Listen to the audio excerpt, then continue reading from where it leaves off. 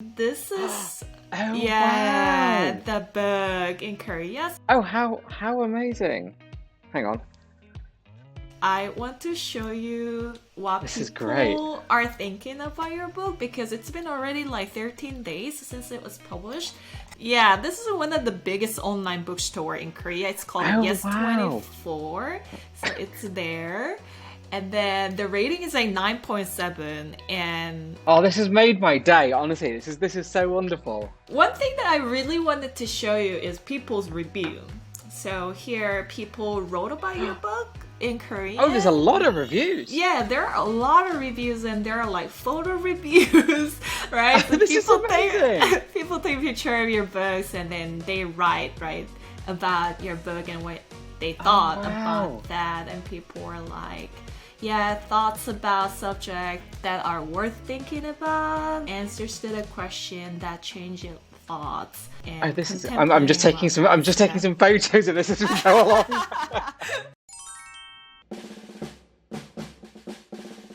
여러분 안녕하십니까, 돌돌콩입니다. 한국에 와 있습니다. 정말 너무 좋네요.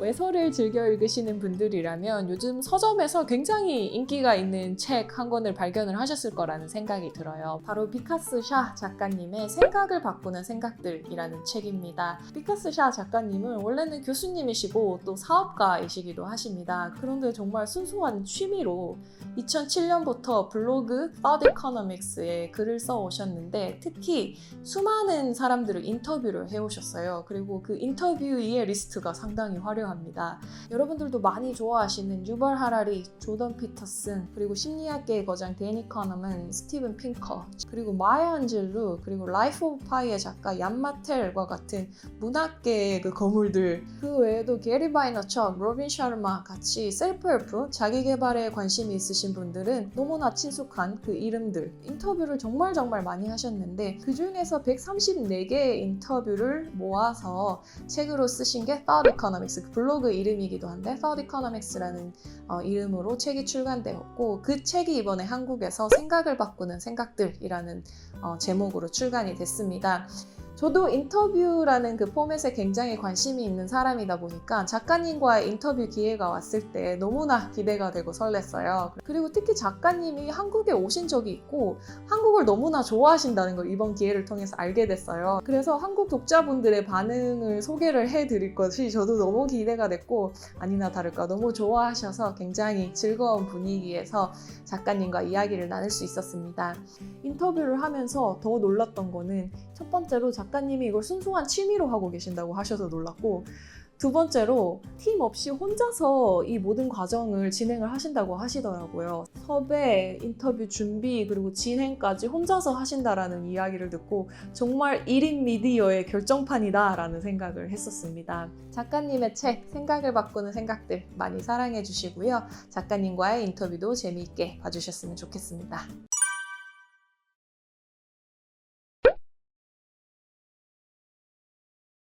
You chose to interview people. I mean, you could look at the data, you could look at other articles. There are many different approaches to explore ideas, but why did you specifically choose to interview people? People are just so fascinating. We talk about so many things in our world as if they're alien environments. We talk about the economy, or we talk about art, or we talk about literature, or we talk about culture or sport, but these aren't things, right? Art and literature and sport and the economy, all of that is about people. They're all human phenomena that we describe as physical phenomena outside of humanity. Right. And so to me, it's kind of, the story of our lives is the story of how extraordinary people have changed things that impact all of us. It might be somebody ended a war, it might be somebody who's produced great art or great movies or something, but the story of our civilization is the story of people. And so to me, it was really, if I want to understand how our world works, if I want to understand why things are the way they are, if I want to understand what the world could be like in the future, I need to understand the people that are shaping it. And so that was the whole point about doing these interviews, is a chance to speak to the people who are shaping the century. Then I read into this interview that you did in 2016, and I read that you were not tempted to run your blog as a business. Are you not running this blog as a business? It's just your pure hobby? It's always been a dilemma because the site does well, and it gets lots of traffic. But the reason I'd started Thought Economics originally was I was getting a bit frustrated with the kind of commercial business model of publishing because a lot of the things that I used to enjoy reading, the minute that you have to monetize, the nature of what you write and how you approach changes. So people start to look at clickbait and sound bites and infographics and all those things, whereas I love long form content. And I also never wanted to be in a situation where an advertiser says to me, "Oh, I don't agree with that person. I don't want you to interview them." So there was kind of an idealistic view I had for what I wanted Thought Economics to be. But also, luckily, I own a few businesses here in the UK, and I didn't need it to be a business. And I found that actually, because it's not a business, I can keep my passion for it. Because sometimes you go through periods where you get loads of interview rejections and things, and it makes you feel a bit down. But it's like, fine, I'll just take a break from it for a while, and then you come back to it. So because I can keep it as a hobby, and because I can keep it as a passion project, it makes me more able to do it. You said that you love long form contents. I do, but I feel like people are more inclined to short term and like fast moving contents recently. I feel like people's desire toward the long form contents is kind of decreasing, but you get a lot of traffic and then still a lot of people are watching your interviews and your contents.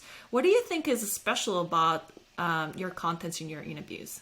I think you're right. I think most people do tend towards kind of short form, bite size, content. It's really sad that a lot of people's worldview is built by connecting the dots between Twitter headlines. And the problem is that whilst that might make you feel like you know something, it doesn't give you enough depth into a topic to understand what the reality is.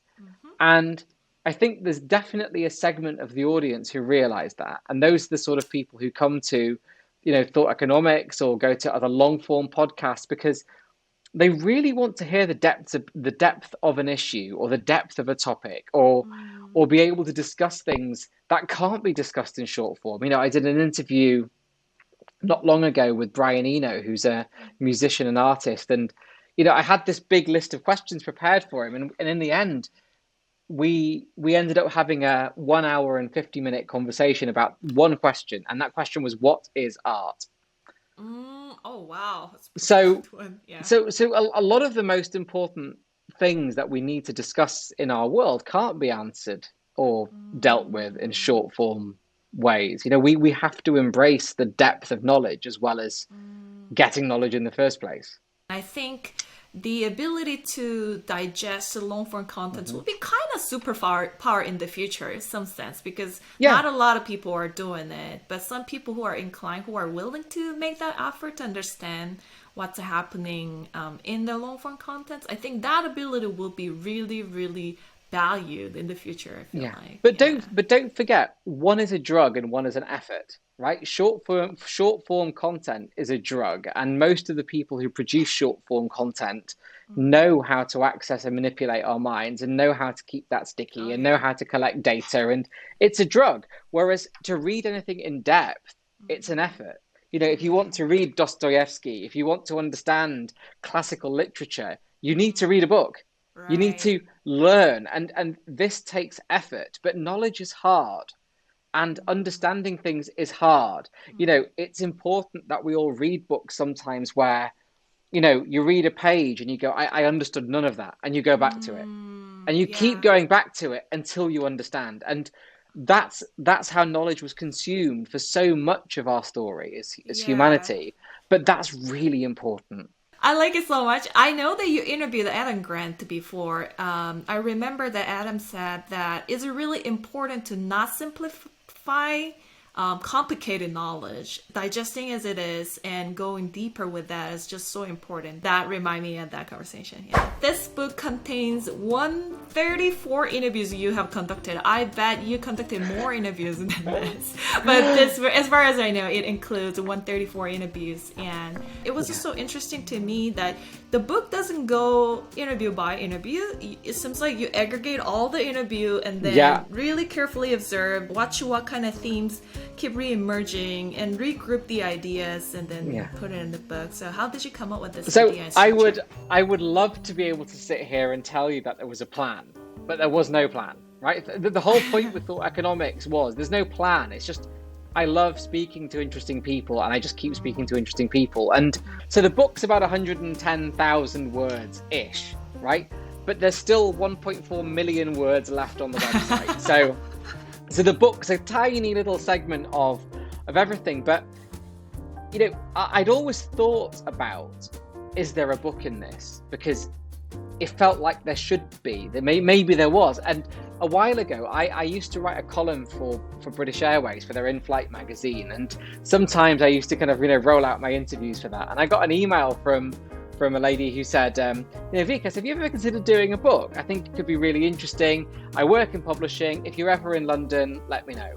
And as it happened, I was in London a couple of weeks later and I had a cancelled meeting and I just emailed her back and I said, I'm in town. We would love to just have a chat. As it turns out, she owned quite a large publishing company called Michael O'Mara Publishing. And she said, look, we just love what you're doing and we'd love to do a book. And actually, for me, it's really hard because it's difficult for me to sift through the interviews to figure out what really is important in a broad sense, because I'm looking at it as, with my own biases of who I loved and what was interesting. But the publisher put quite a big team around the book who, read through the interviews to pick out what they thought was broadly interesting. And we worked on all this together, and it just became really apparent that even without meaning to, these big topics emerged about identity and culture and conflict. And, and if you think about it, it kind of makes sense because these are some of the big topics that link together the story of civilization and actually what society is thinking about now and what's driving society into the future. And so it was a kind of unplanned and quite organic process to get to the book. And then, the second point that you mentioned around how, what do we do to chop it down? It was trying to pick out the really key learnings from each interview. Because, like we've discussed already, some people love short form, some people love long form. And I want both audiences to read the book. So I want some people who might just dip in and go, I might read a couple of pages and come back to it another time and just pick a random place in the book.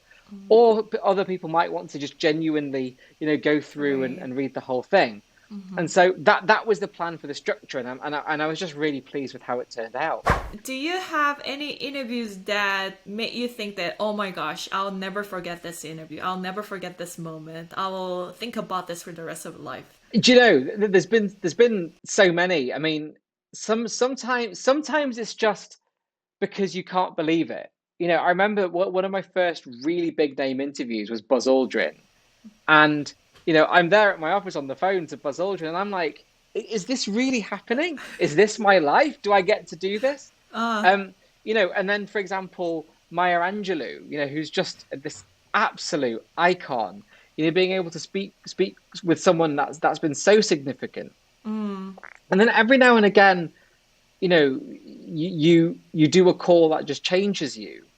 Particularly with people that have been through unbelievable journeys. I've spoken to 3 or 4 survivors of the Holocaust. I've spoken to, people who've been kidnapped for decades and held, at gunpoint for decades. And the power that they have to forgive, the power that they have to not hate, the power they have to move forward. Your life can't be the same after having that conversation.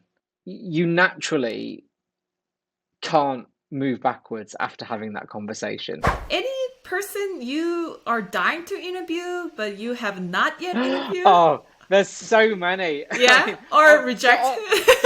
Honestly, there's so many. Like on my phone, I've got like Lists of people. The notes on my phone with a list Yeah. of people and bits of research I've done. Right. And I mean, there's so many people on there that have made a massive impact, from, actors and sports people and politicians, and, and quite often, you do get someone that says no, and then you keep trying.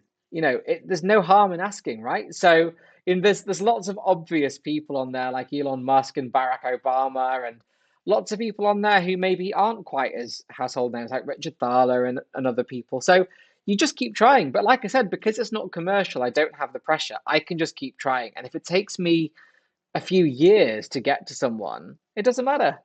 Do you approach to them by yourself? For example, like you look up their email address and then you Yeah. There's take no over the team. It's email. There's no team. Wow. the thought economics the thought economics team is me, and then I've got like an intern, and I've got an assistant who does some transcribing for me, and that's it. And also, don't forget, when I started Thought Economics, there wasn't that many interview publications. Now every podcast is an interview podcast, every YouTube channel is an interview channel. But Thought Economics started in 2007, and there wasn't much of that around at the time. So I got a bit of a head start in terms of being able to build a bank of content. I think it was in your book. You said that you're a Yeah. very shy kid. How did that work out for you in terms of interviewing people? Because I'm introvert too, and whenever I have to interview some people, it's really fun. But also, I should admit that I'm a little bit nervous whenever I do that. So, how was that experience for you? It's hard. I'm naturally an introverted person, and so things like public speaking and interviews, they can be draining, and they can be quite nerve-wracking. But it's one of those things. Most things in life that are worth doing are outside your comfort zone, right? And you do the interview and then you finish it and you feel good because it goes well. But also, I think being introverted is a bit of a bonus in many ways, because when you're introverted, even though you're consumed by your own internal world, you don't think of yourself as that interesting because the rest of the world's interesting. So, I listen to lots of podcasts which really annoy me because the podcast host spends, 20 minutes talking and then the guest is there for 5 minutes or something. Right. Whereas to me, I'm like, well, the rest of the world's interesting. I'm not. So I just want to speak to people. And so I quite enjoy interviewing people. I quite enjoy that format. You interview these amazing people. What was your biggest takeaway from that experience? One of the most unexpected things that I've learned from all of these interviews is just how much the people at the top of society sometimes care, how open they are, how much heart they have, how generous they are. We have this image sometimes where, elite business people or famous people might just be, nasty and spiky people, but they're some of the nicest, most welcoming, most generous, most, interesting, intelligent people in the world. They're just really, in general, wonderful people. There's been plenty of times I've met somebody on an interview that I've never met before, and they've asked me a question and then said, "Oh, I'd love to learn more. We'll connect." And then they do. It's most of them don't have that front that so many people put up in life. Oh, wow. Oh. There's a lot of humanity. Do you have anything you'd like to mention to Korean readers, Leslie? So yeah, I've been to Seoul a couple of times and been to Busan as well. Did. And I just found Korea to be one of my favorite places in the world. It's just, wonderful people and so much culture and art and technology, and so many of the things that I really value in life are valued in Korea, and I just loved it. I really loved it there. And I think just one message that I would have for Korean readers is just a big thank you. It means a lot to me that people in Korea are enjoying the book, and I look forward to interacting with as many people as I can about Thought Economics. Will you come to Korea someday and then have a book talk or something to meet I'd Korean love readers to. in person? I would absolutely love to do that. And I love Seoul. In fact, the last time I was in Seoul, I ended up staying for 3 extra days because I lost my passport. So it was so we had a wonderful few days exploring Seoul. When was that? When was the That last? was the year before the lockdown, so it will have been Oh, it was quite recent. 2019, 18, when one of my best friends got married in Busan, and on the way back, I was only supposed to. I'd stopped off in Seoul on the way there, and on the way back, I was only supposed to be stopping in Seoul for like half a day and then catching a flight, and then my passport went missing, and I had an extra 4 or 5 days in Seoul, and but I had no plan, and I didn't realize just how utterly beautiful Seoul is. You know, where I was wandering around and finding tiny little cafes with just extraordinary art, and Yeah. you know, it's such an easy city to feel inspired in, and I love that about Seoul. And even in Busan, you know, Busan reminds me a lot about Manchester, because Manchester's a very industrial city as well. Yeah.